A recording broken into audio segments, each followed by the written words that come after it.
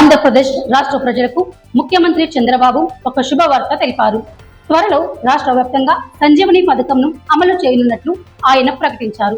ఈ పథకం ద్వారా ఇంటి వద్దకే వైద్య సేవలు అందించి ప్రజలకు అత్యాధునిక ఆరోగ్య సౌకర్యాలు ఉచితంగా కల్పించనున్నట్లు వెల్లడించారు.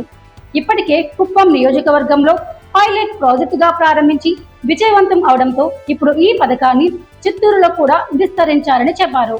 పల్నాడు జిల్లాలో స్వర్ణాంధ్ర స్వచ్ఛాంధ్ర కార్యక్రమంలో పాల్గొన్న చంద్రబాబు మాట్లాడుతూ, రామాయణంలో హనుమంతుడు లక్ష్మణుని కోసం సంజీవుని తెచ్చినట్లే తాము ఈ పథకం ద్వారా ప్రజల ఆరోగ్యాన్ని కాపాడేందుకు సిద్ధంగా ఉన్నామని చెప్పారు. ఈ కార్యక్రమానికి ప్రపంచ సాంకేతిక శక్తిగా నిలుస్తున్న బిల్ గేట్స్ తో సాంకేతిక భాగస్వామ్యం కలిగి ఉండడంతో ఇది మరింత సమర్థవంతంగా అమలవుతుందని తెలిపారు. సంజీవని పథకం కింద ప్రతి ఒక్కరికి యూనివర్సల్ హెల్త్ పాలసీ ద్వారా 2.5 లక్షల వరకు క్యాష్లెస్ వైద్యం అందుబాటులో ఉంటుందని సీఎం స్పష్టంగా చెప్పారు. పేద ధనిక అనే తేడా లేకుండా అందరికీ వైద్య సేవలు లభిస్తాయని వెల్లడించారు. ఎన్టీఆర్ వైద్య సేవలు పథకం ద్వారా గతంలో ఇచ్చిన వసతులను మరింత విస్తరించి ప్రజల ఆరోగ్యంపై ప్రత్యేక దృష్టి తీసుకుంటామని ఆయన తెలిపారు.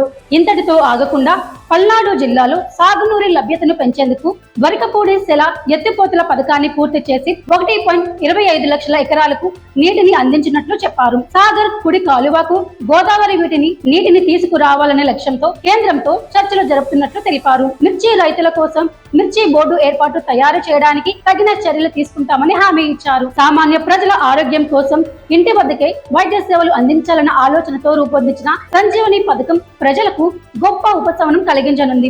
రాష్ట్ర వ్యాప్తంగా త్వరలో ఇది అమలులోకి రానుందని సీఎం చంద్రబాబు తెలిపారు.